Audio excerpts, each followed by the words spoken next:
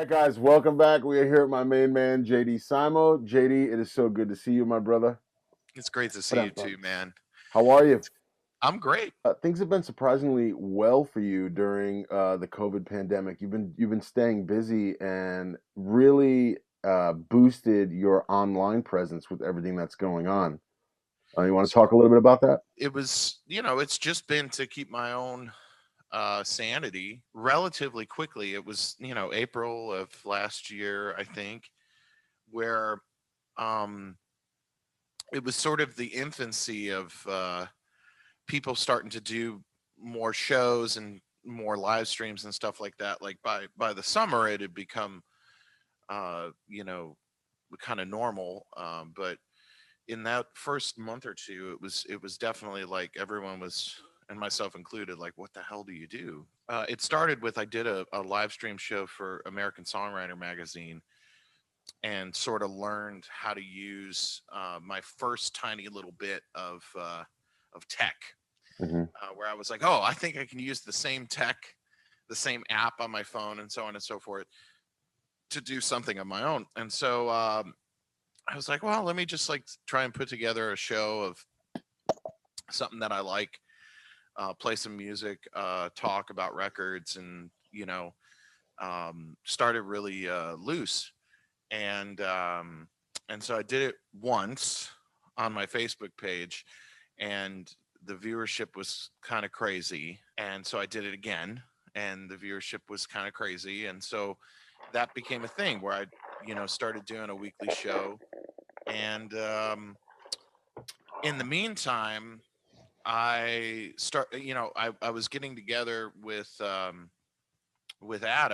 the drummer I've been blessed to work with for years, and I took the impetus to sort of make my basement here into kind of the studio that it always kind of could be, but I just never had the time or the focus to kind Yeah. of finish it.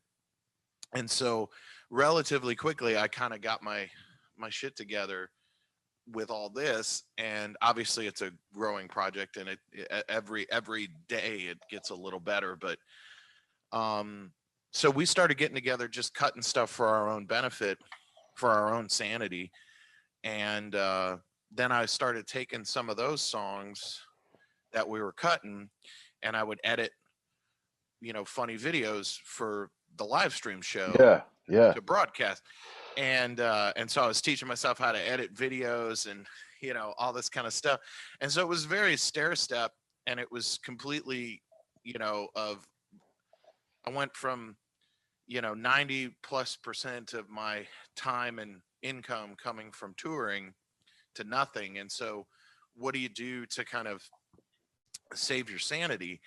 And in doing those two things, well, those few things really, it's like all of a sudden, then the weekly show turned into now something that is, I work for together.co, which is this new platform that was started by a friend of mine in Los Angeles that a bunch of my friends now are a part of as well. And so I do, a much more polished, perfected professional version of Greasy Time now every week through that platform. Yeah. And I started getting requests through my YouTube channel and through my socials from initially friends of mine in the music business that like worked with music supervisors from television shows and movies and stuff like that, going, well, what are these songs, these funny videos you're putting together, like, could we use those for placements, and to like put in television stuff, and stuff for Amazon Prime and Netflix and Mm. whatever. And I was like, absolutely. So turned into you know where we still get together every, multiple times a week. We get tested every week. It hasn't changed since then, Yeah. where it's like me and the guys, we get tested every week, and or at least I do. And we get together and work masked up, in a safe, we're all quarantined anyway. And so we get together and work at least a couple of days a week, and generally add a couple of uh, a couple of new tunes to the pile. And so, you do that from April till now. I mean, you can imagine. I mean, there's a pretty sizable library now of stuff, and which is also made. Now just yesterday we had a really long session here, and I think we pretty much have finished. My next record as a result of it. Um, and then there's a record that we made for Adam, like an Afrobeat record, and there's all these instrumentals, these funk old school like metersy type of instrumentals that we're trying to figure out if we're gonna release an EP or release an album of that, or just continue to kind of use them for whatever. So anyway, just long story. Yeah, exactly. The Every time I hear somebody say the meters, that instantly comes into my Yeah, brain. so using the time to sort of teach myself a lot of new skills, and it's worked out great. And then obviously as I learned how to use all the tech and continually got better and better at it, it's like being able to do live stream shows, like full band live stream shows, Yeah. once a month, once every month and a half. uh and then we do our the sort of other band that formed during all this thrift wig. We get together in our buddy's backyard and do shows every once in a while. Now that the weather's nice, we'll probably resume those. So yeah, it's anyway, long answer to a very short question. I'll shut up now, but No, man, yeah, it's all worked out good. you know, uh, it's good to see that, and it's good to see that people have figured out a way to adapt to everything, Mhm. and with Totally. everything going on, people have figured out a way to keep living and keep functioning. That's to me, I mean, that's a good sign. The reason why we are here today is I want to talk a little bit about something that you and I. This is how we kind of became friends. Is over the You get turned on by a certain record, a certain vibe, a certain group, a certain groove, a player, and you do this. You dive into the rabbit hole and you sometimes don't come back. Last time you checked in with us, you were in this pawn shop guitar, $15 amp, crazy phase where everything changed. And it was cool because that's what was influencing your maybe some of your videos, the drive behind your videos, the playing that you were doing, Mhm. more on the funky side. And Yep. again, a lot of those meters tones, those out of phase kind of clanky tones, were all on those weird gold foil pickups and some of those harmony rockets and all those guitars that people would kind of turn an eye to if you were a vintage collector. Yeah, But some of them. Yeah. you know, like I said, one thing with you and I, and I feel this is how we have bonded is, hey man, you think that was a 12AX7? Da, da, da, da. And we always go back and forth. And currently, you kind of brought old Red back out, and you got Hmm. the big Bigsby back on there. So Yeah, yeah. what was It's the motive behind that? Well, I was so used to using my Silvertone that I sort of fell in love with, um, uh, which had a wood bridge and a Bigsby, obviously. That when I pulled Red out again, I was I there were obviously, like, I love this guitar, it goes without saying, but there were things I didn't like about it, and I didn't like. It was a little harsh on the clean sounds, because clean sounds to me, like whether you're talking about blues or R&B, you know, to me it's easy to get good overdriven sounds, because when things are overdriven, you got harmonics flying around, and so just scientifically your ear is going to like be attracted to it because there's more information happening.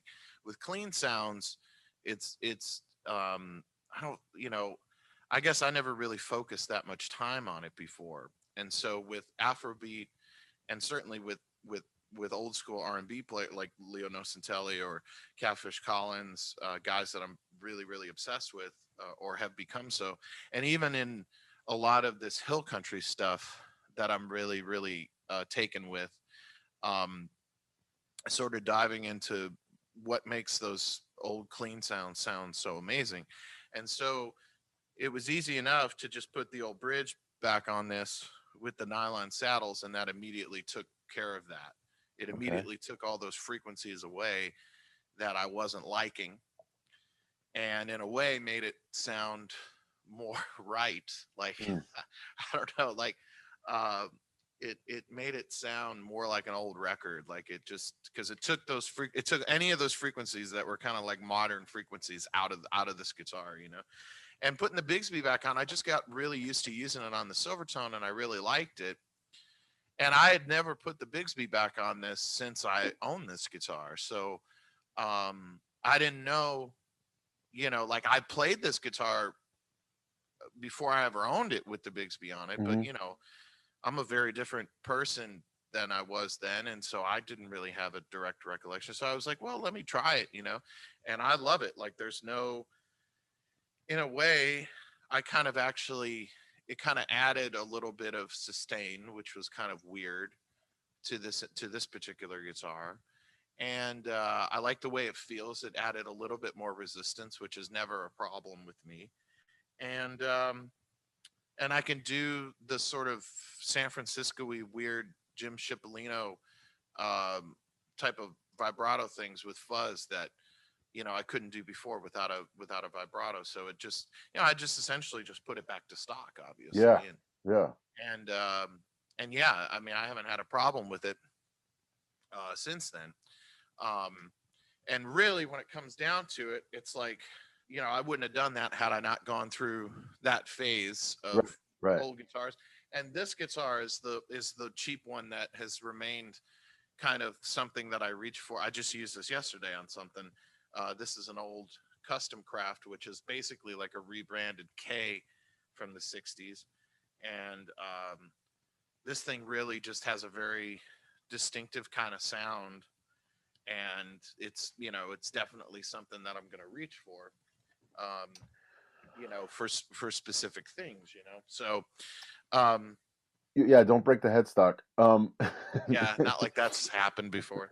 We were talking on the phone the other day, and you were just saying how you're always drawn to your number one, anyways. You're Yeah, always yeah, drawn to that one.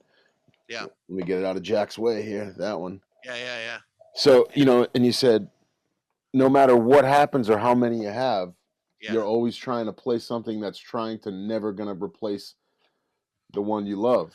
Yeah, And there's a certain, I mean, I've gone through, I mean, again, I mean, it's like, especially with touring as much as I've toured in the last several years, it's like, you know, what if something happens? And then of course something did end up happening to Red a couple of years ago when the headstock broke in DC.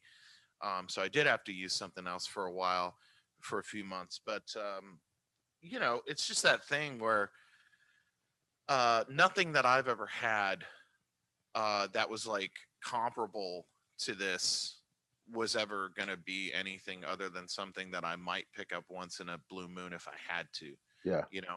And so I think, at least for me, I don't have like the collector mentality that some people have.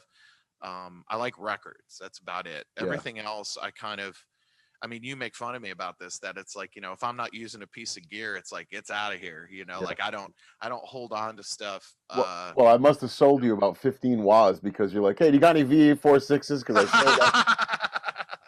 Yeah, and in fact, we can talk about this one because I just got a Well, killer one from you.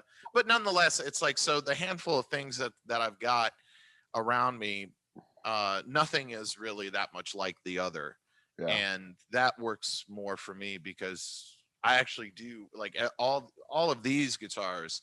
I do actually use every yeah. week.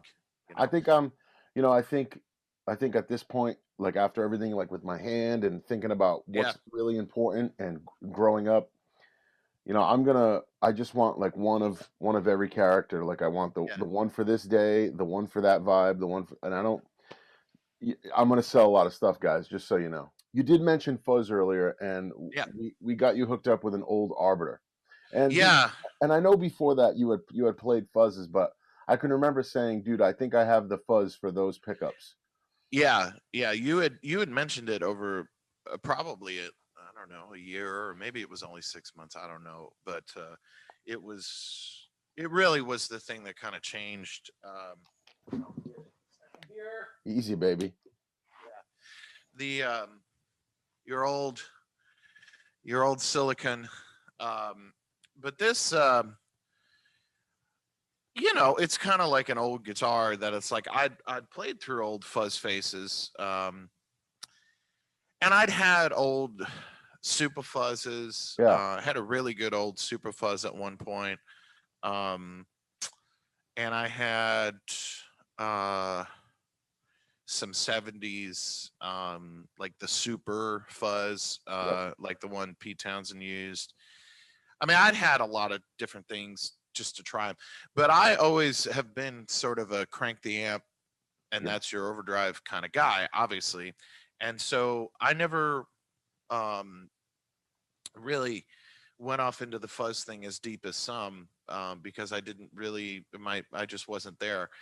And for the longest time, I sort of cycle back around. I really like the old Jack's fuzz waz from the 70s. Oh yeah, yeah, yeah. You got to get a good one. I had a good one, and then it developed some issues, so I sent it on down. I fixed it up, and I sent it on down the road. But it's though that circuit is really funky sounding to me and really cool, and so I that's been a constant over the last several years. But this really kind of, because it does that exploding thing that you talk about all the time, and it pairs really well with all my guitars. Mm. Um, and it sounds great with all of my amps. I mean, my main amps are the ones that are behind me. And Yeah, I mean, this really kind of changed it all. And I mean, I have a bunch of other really cool stuff that's sort of um, in this wheelhouse. Like I've got a really nice analog man that he made me, and I also have this BMF Sisyphus that's that's actually really close. But And some other stuff, but but this thing is just, as you know, it's like with the old stuff, it's like when you get a magic one, it's like that's it, that's the one, you know.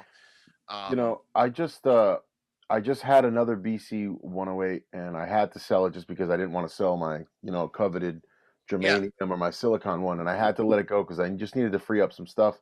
yeah, And I've realized that the 108s, if you get them tuned in right and get the volume and fuzz kind of set the right way, yeah, it it changes can every day. but you can use it with a Strat, a Gibson, humbucker, P90. It's just versatile. And I Yeah. and I think that first show where we used that one was in New Oh yeah. Hampshire, and I think you looked Yeah, over at me. You were like, "I'm leaving this thing on." yeah. No, it cleans up. I mean, I've experimented with it a lot since then, obviously. But yeah, it's there's a lot of clean sound in there that um man, it's kind of funny to even say this, but it's like even like trying to sound like BB King or something. Um, it does that, Yeah. where it kind of cuts all the low end away, and Yep. Yep. Yep. it makes it really pristine. Uh, I just made up a word. Maybe Crystalline. I makes it know. I know what you meant. crystalline. That's yeah. Well, you didn't But really make up Christine. That's my mother's name. What up, mom? There Hey, you go. mom. But yeah. So I mean, I don't use it as much for the roll down stuff these days. It's sort of the explode thing Yeah. that, like, when I hit it, it's like me sending the new code through. Excellent. It's beautiful, because I've never heard anything that does it, you know. And then the other fuzz that I use all the time that I really like, I've used this a lot the last couple of months, is this is uh bear was it Bigfoot Effects. This is a spaghetti western fuzz, which this is a very fizzy sort of 60s type of fuzz. And Like spirit in the sky kind of deal. yeah, even more thinned out. This is more what's a good example? Like, uh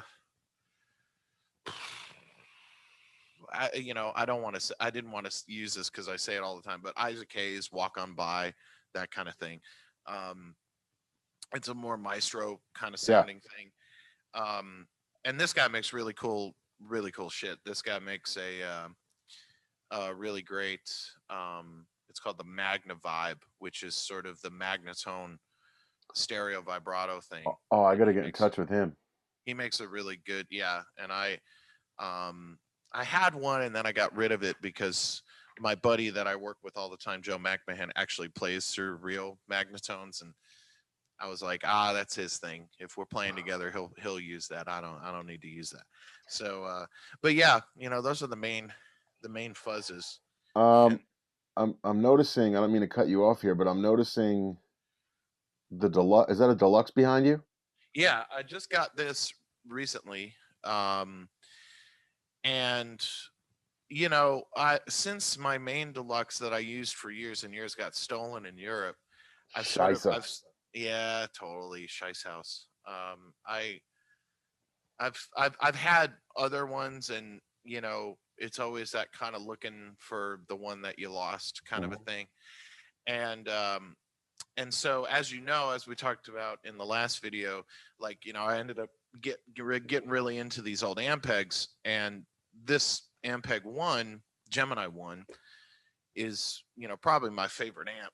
And I ended up getting a Gemini 2 as well, which is basically the same amp but with a 15-inch speaker, and that's just out of frame. Um, but I was really kind of wanting something that was in the wattage of the Gemini 1, for some of the stuff that's going to be coming up, um, because going from uh, the Gemini 1 to the 2 is a pretty drastic volume difference. And I'm sort of at this point in my life, I really, the 20-ish watt is perfect. It's just above the drums. Yeah. Um, and,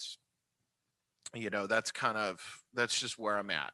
And so I've had a lot of fun with the big boys and all that, but I really am kind of liking being in this realm where everything's a little bit more concise, and everything is really balanced, especially with the way Adam plays.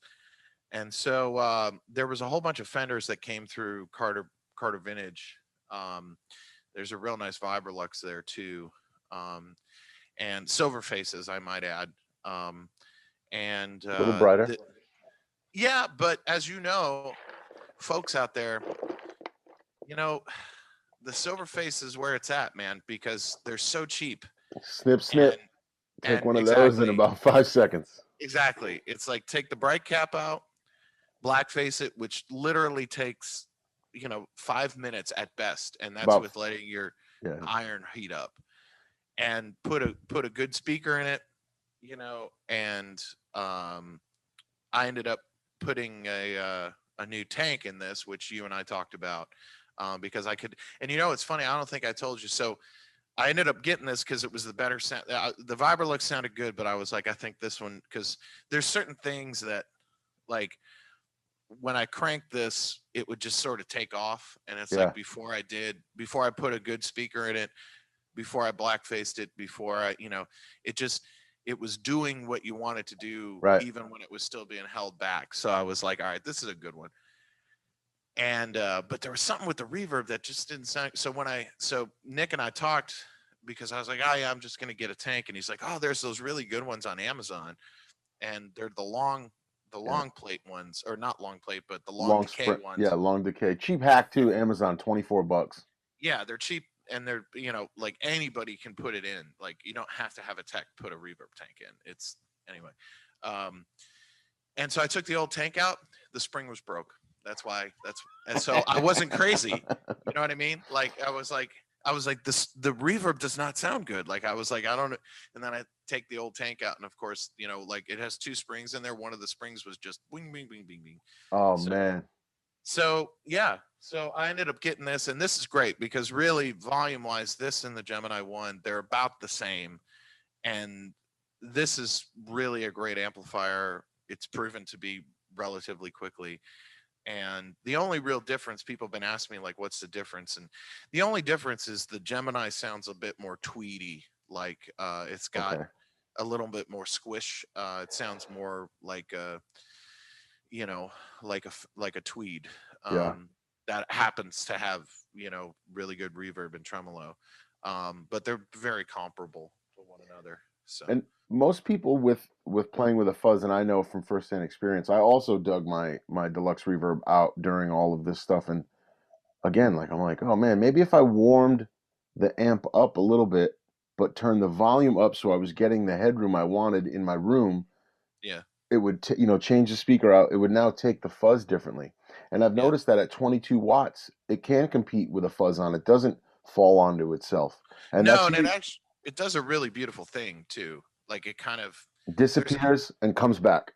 yeah, there's this thing that because that's what it does with my Gemini too, Yeah, it's my that I kind of favorite. fell in love with. That like it kind of yeah, it does something that it won't do with the bigger amps, and it's really cool sounding. Like it does sound like the amp is just like fuck it, you know. Yeah. It's just like and it's really cool. Like it sounds like what you would hear on a record, you know.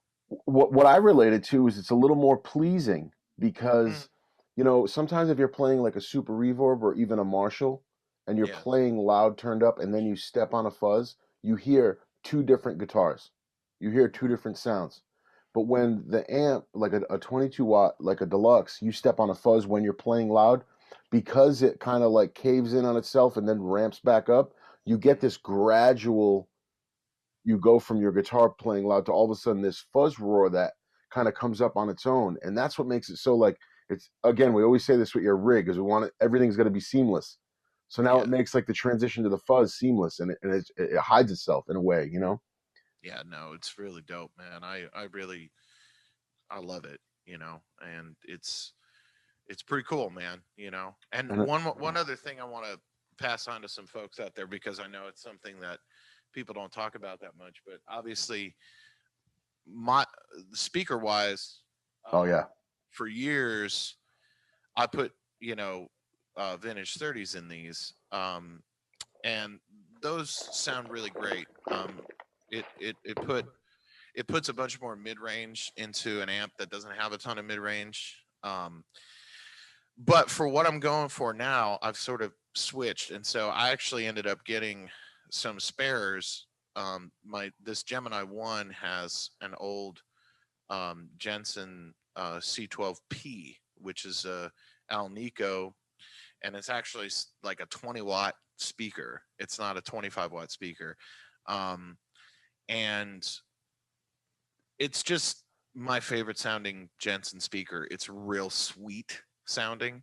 Um, and so that's I ended up finding, I mean, Nick and I were going back and forth as well as a couple other friends of mine because I was sort of looking for spares for this Gemini, and I found some, and I ended up putting one of them in the deluxe, and I just love what it does. yeah, It really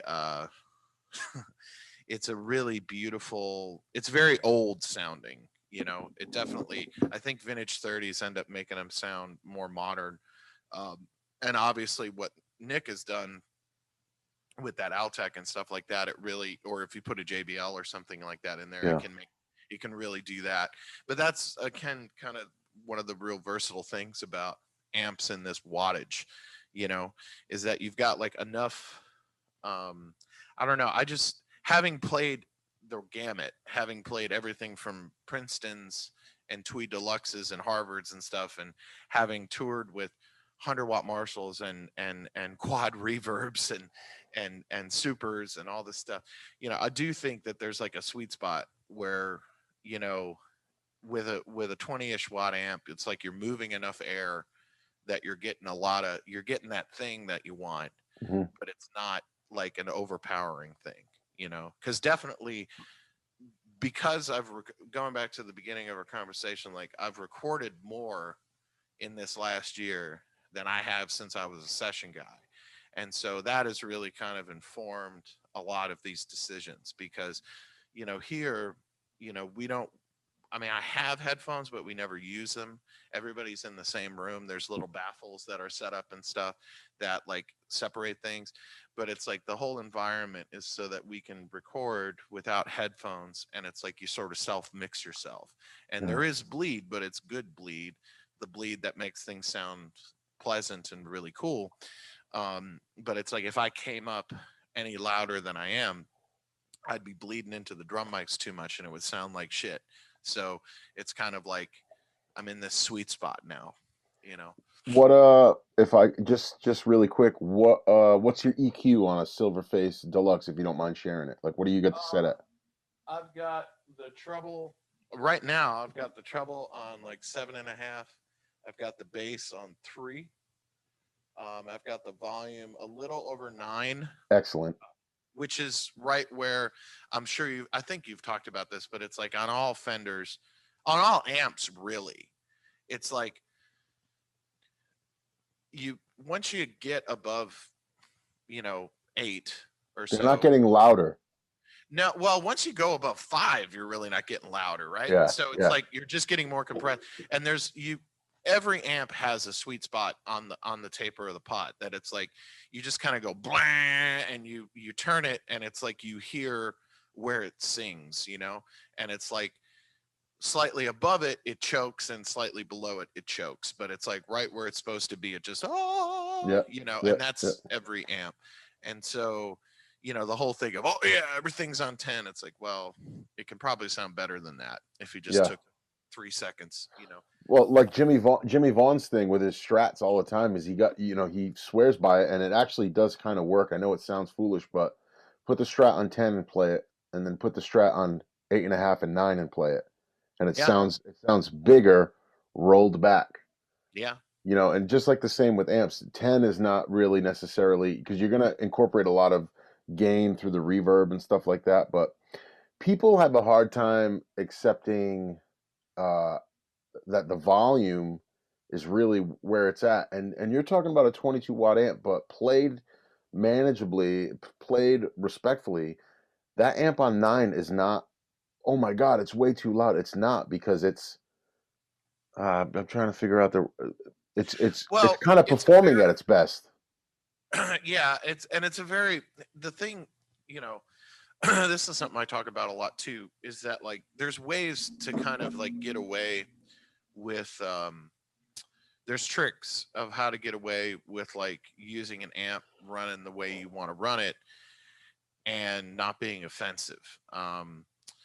And amps are very directional. So a deluxe on cranked up on a chair is going to be louder, and more, the apparent loudness is going to be more than if it's down on the ground. Right. Okay. So like if you're in a rehearsal and you're in a tight space, if you prop it up on a chair, it's going to fill the room with more sound and appear louder, than if you put it on the ground at your feet and sort of point it slightly away from everybody. Okay. And that, without getting into a long winded thing, that kind of principle can be applied to virtually any amplifier, Yeah. is that if you want an amp to have more cut and sort of have more apparent loudness, prop it up on something. And if you want it to be dampened, and you want to be less offensive, get it on the floor and get it pointing away from who is going to be most offended.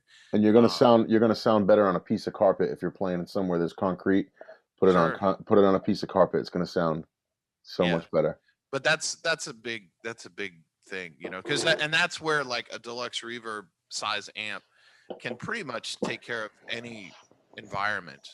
It's like you could go into a coffee shop and turn it around, put it on the ground, maybe put your gig bag, drape your big gig bag over it, over the back of it, a lot of air isn't coming out the back of it, and you can kind of manage it.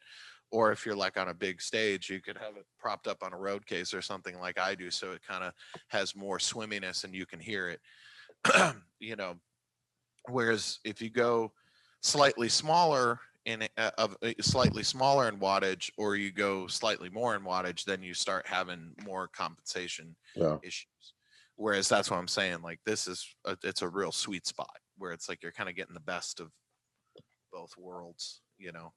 I'm just psyched to see. Like you posted a pic, and I'll post JD's Instagram. I might even float the picture up over here. But you posted a pic of your setup the other day, and it was a vintage fuzz face and a vintage wah wah with a vintage Gibson Yeah. guitar and a vintage amp, and it was just like, fuck yeah, man! Like that's my dude.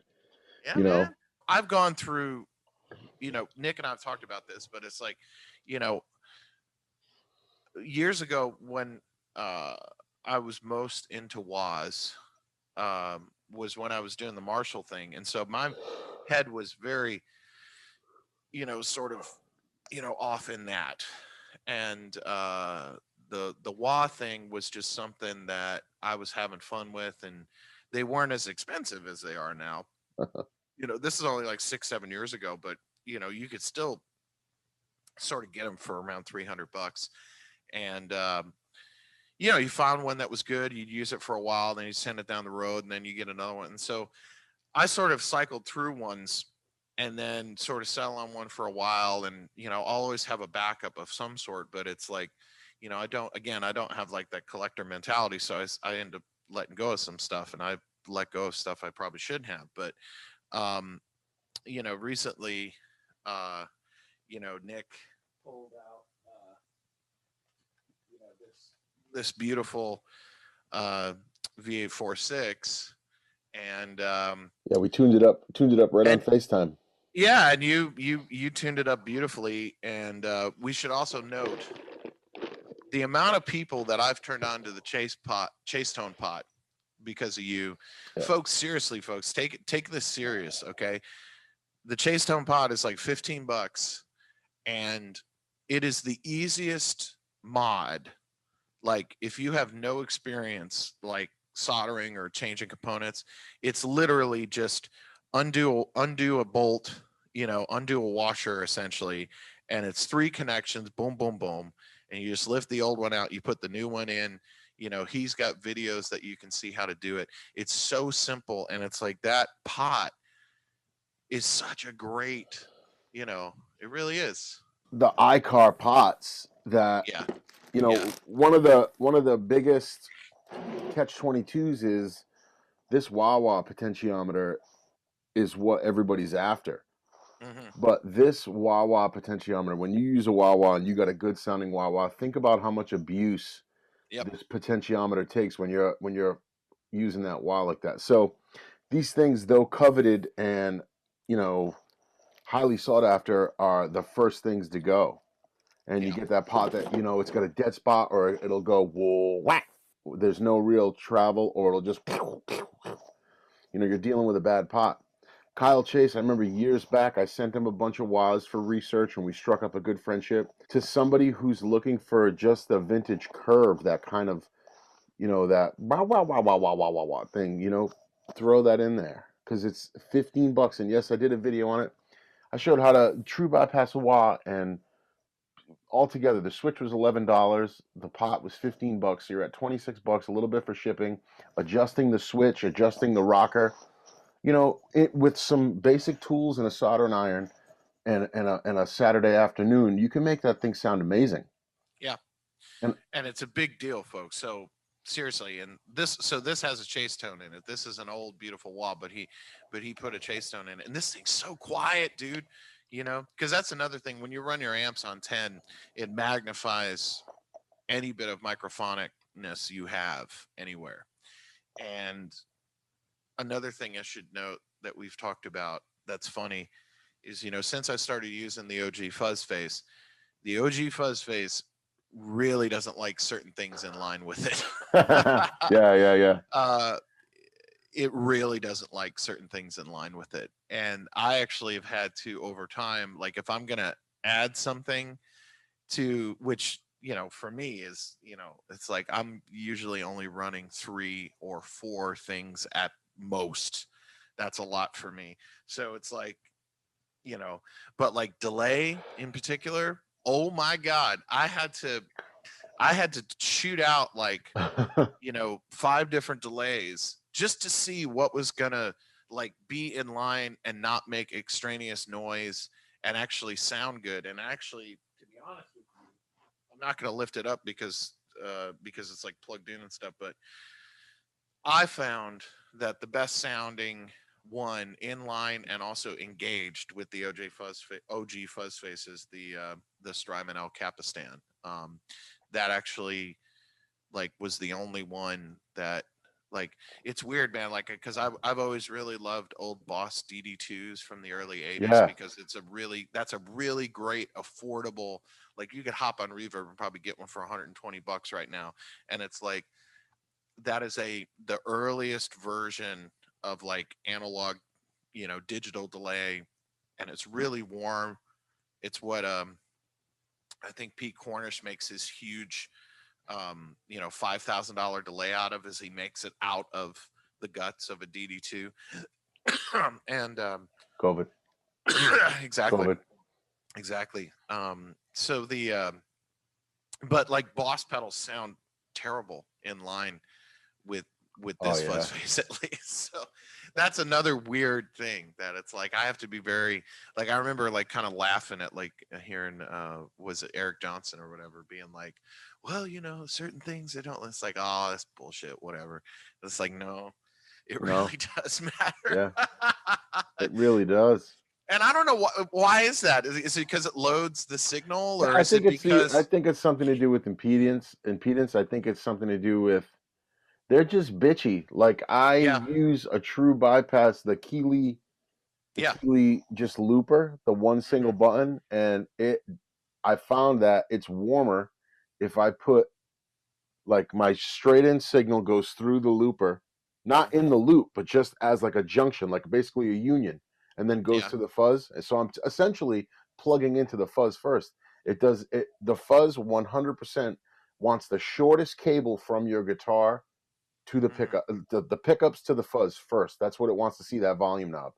And yeah, it's just a bitch if you try to do something else with it. Now there's guys like LA Sound Design makes this interface and all these things, and then you get that, you see the boards he makes and you're like, wow, what a work of art. Uh, I like the vintage stuff because I like the spookiness. I like vintage wahs because the microphonics is actually part of the tone, yeah, and it's a big yeah. part of the tone. And I like old fuzzes because that raggedy ass fuzz, when it works, there's nothing like it. No, Echoplex, same thing. it's funny you say that because yeah, it's like my head has started. Well, because I have one over here, and it's like, and it's like, oh, I don't want to go down that road I again. got one But too, baby. I probably Oh yeah, will. you can see it. Oh, you can't see it because JFK is in the way. But it's right there. There you go, baby. But yeah, but that's kind of the main things, And then I've got some other guitars that I use all the time. This is the new one that I just got from Gabriel. And this thing's badass, man. He made Gabriel at Echo Park. I use this. I just got this last week, and he we met last year, and he put this together, and it's sick. Um, I normally don't. I'm not attracted to new stuff normally, but this thing is sick, and Can you get me one of those ones Charlie Star plays? yeah, I can. Tell tell Gabe I'll promote. I will. I If he will. needs me to rake some leaves, whatever he needs me to do, sweep a driveway, I'm with it. Gabe's a cool dude, man, and this is it's sort of he basically took the pawn shop guitars and made a really nice guitar. Yeah, yeah, that looks great. Yeah, it's got a like a guillotine pickup here and a 70s wide range from like a Telecaster in the bridge, and That's it's so wired out of random. phase. That's so It random. is, it is, but dude, it really the sound it makes because he knows that this is a thing that it's like certain guys when you become friends with them they get it they understand like what you're into and like he knows that I'm so into like the hill country shit, um, Junior Kimbrough and RL and Cedell Davis and all that kind of stuff, and so it's weird, man, because it's like this combination makes a very it does that sort of hill country thing. It's got this woolly, it's woolly without being muddy, I think is what I told you. And it's like, and that's something that's really cool because it's a big sounding guitar. And I used this on some stuff yesterday. And Okay. whoops. And say what now? I said we can edit that out. Yeah, whatever. Piece of gear that you're still searching for. Like there's got to be something. And you can say, yeah, you can take that. There we're always hunting for something. There's got to be Well, something. okay. You know what? I mean, in all honesty, I mean, from an electric standpoint, I'm pretty good. Um, I'm very happy with everything I have. But from an acoustic standpoint, I've always filtered through acoustics because I never have really found the one that really truly like matched me. And you know, when I'm hanging out here in the house, um, with the little one and with the wife and stuff like that, I mean, it's like, we're always listening to records and stuff like that. I mean, I'm a big record fanatic, as most people know that follow me and stuff. Um, but I listen to a lot of Lightning Hopkins. It's a very common thing around the house, and so when I'm walking around the house, it's kind of my normal like. Uh, somebody I got asked a few times last week on some things that I taped for some friends, like, what's the lick that you play every time you pick up a guitar? We all have the sort of thing that, and so, yeah, like every time I pick an instrument up, I go to lightning land. Like that's where my hands go. So from a gear standpoint, you know, I think that that's the thing that's still elusive to me. Is an acoustic of, uh, that really kind of, I would love to have an acoustic that I felt as close to as I do with Red. You know what I mean? That would be pretty hip. What is it? Rockin' Robin in Houston has the The one. Lightning guitar, the one from all the footage. The J was it J50 or J45? J50, I think. Tell him, baby, you're a And big star. no, I'm no, a big star, baby. I need that. no, no. I mean, I would love it. I mean, that is a guitar I lust after. I do. I lust after Lightning's guitar.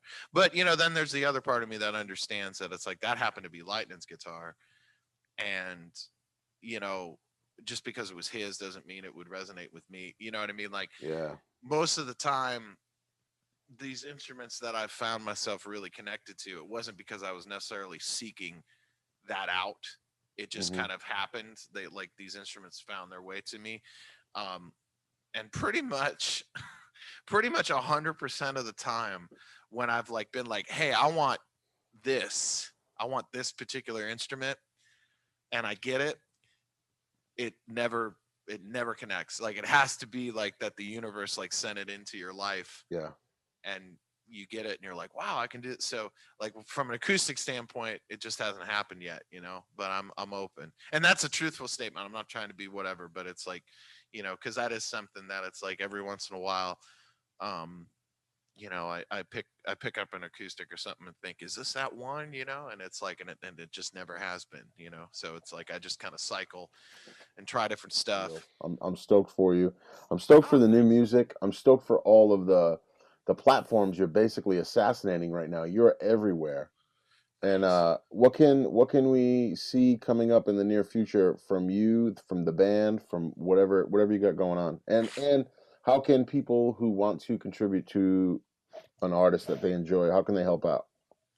Well, for me personally, I'm real active on the socials. So, the Instagram page, all of my accounts are the same. It's JD Simo Music. Um, And that's you you. know, in Instagram, yeah, baby, Instagram and Twitter, um, and Facebook, but Instagram is the one I'm on every day, and it's like the most popular one. And then you know I post I haven't I just haven't had the time to make as much content for it, but there's a lot of stuff on my YouTube channel, which again is JD Simon Music. And I'm gonna try and I've actually got a few things that I've edited recently that I'll put up on there, something like new music, like stuff that's not going to be on records, like just trying to put unreleased stuff on there. But there's a ton of like the old Greasy Times Yeah. and a bunch of performance stuff. So that's something you can access, and then on a weekly basis, myself shoot, at this time, like, dozens of peers and friends. We do our weekly shows on Together, which is I'll put it G up. I'll put it up. thr.co. Yeah. And and that's really awesome, man, because it's like, I think it's like $10 a month or something, and it's like, in a given month you're gonna have like 60 shows or something, or 60 live shows that then you can go watch the archives of as well. And so it's like, it's pretty amazing, like what one can, my buddy Jimmy James is on there, my buddy Luther Dickinson's on there, David Grissom, Kirk. Kirk Fletcher. There's a whole bunch of people on there, and that doing shows too. But I do my weekly show on there, and then I usually make announcements on the socials when we're gonna do like a full band show. We typically do one once a month, once every 6 weeks or so, and it's usually like, I've done ones behind the paywall. I prefer personally to just do them and stream them simultaneously to all my platforms and let people just throw stuff in the tip jug. People have been incredibly generous since the beginning of the pandemic, and that's, you know a real surprise. Yeah, bro. I mean, I know we all got bills. We're all trying to live, and it's good to see people still out there trying to support. Yeah, no, it's like I said, like I actually have seen better response and better everything all the way around from all the times that we've done ones where it literally was just free and you could choose to contribute. And so I'm sort of sticking with that because I think that feels right to me. And then we got merch and vinyl and all that other kind of stuff on the Bandcamp site. Bandcamp has been really awesome to independent artists and independent labels through this entire process, with waiving their fees and lowering their fees and all that. So you've seen, I'm sure if you're a music fan, you've probably seen how there's been this huge surge of artists back to the Bandcamp platform to sell their merch directly to you. I also have stuff on my regular website, jdsimo.net, but Bandcamp that's a great partnership and really cool. So any of the above, and you know, we're like I said, we're just about wrapping up a new record for me that will be out later this year, Sweet. and we trying to figure out, if that maybe might be two records, because we have more than enough stuff to put out. And I mean, I've had multiple Zoom meetings with the managers and the agents and such, and it's looking like, if everything keeps going the way it's going, that we'll be back out on the road, hopefully in the fall. That's what everybody, nobody's, kind of saying it publicly, because obviously things can change. But there's most people behind the scenes are sort of making plans for the fall and the winter, and in hopes that everything continues to move in the right direction. So we'll see. But in the meantime, I'll continue doing everything that I'm doing and having a great time. Yeah, Bubba. Well, man, thanks for taking the time out. We would have had a conversation anyways, but I appreciate you. I appreciate you helping me out. I'm not playing right now. I need content, and this is really really big. So thank you so much. Dude, it's my pleasure. You're a brother, and folks out there, obviously, of my relationship with Nick. Nick is a genuinely good friend of mine, and a great instrumentalist in his own right. I mean, I don't really think anybody can do what he can do. Um, I it is pretty amazing. I go down the rabbit hole every once in a while. Watching episodes of the Riff, like sort of binge watching multiple different ones, and I love the channel. I love watching the content. I love hearing you play, man. You got the thing, you know that Th- you can't learn. Thanks, cousin. I'll So send that Venmo payment. Thank you. yeah, right. Bring the zonk.